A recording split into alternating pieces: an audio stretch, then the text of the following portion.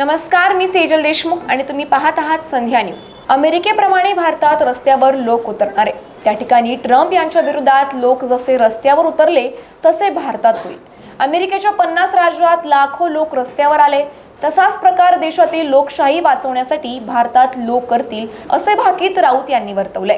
मनसे नेते राज ठाकरे यांनी बँकांमध्ये मराठी बोललं जात नसल्याच्या मुद्द्यावरून आंदोलन सुरू करण्याचे आदेश गुढीपाडवा मेळाव्यात दिले होते।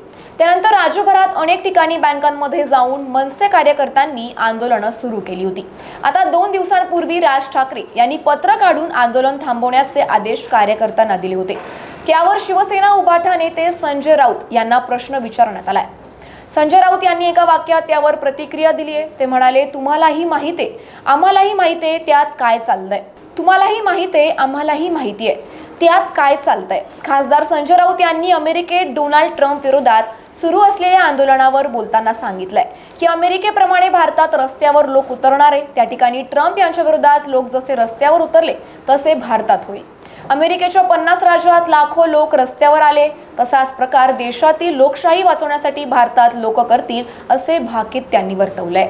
शेअर बाजार सोमवारी 3000 अंकांनी कोसळला। त्यावर बोलताना खासदार राऊत म्हणाले, बाजार कोसळत असताना मोदी विदेशात फिरताय, त्यांचे अंधभक्त कौतुक करताय। वक्फ बोर्डाचा विषय आमच्यासाठी संपलाय, परंतु त्यात आज मुसलमानांची संपत्ती आहे, उद्या ख्रिश्चन लोकांची संपत्ती जाईल, त्यानंतर बौद्ध जैन लोकांची संपत्ती जाईल। देवस्थानाच्या जमिनीवर यांचा डोळा आहे असे उद्धव ठाकरे आणि राहुल गांधी यांनी म्हटलंय, ते सत्य आहे।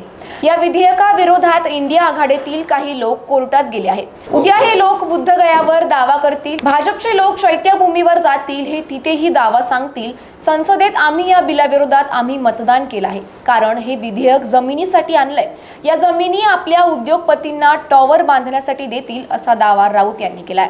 अशाच माहितीसाठी आमच्या संध्या न्यूज चॅनलला सबस्क्राइब करा।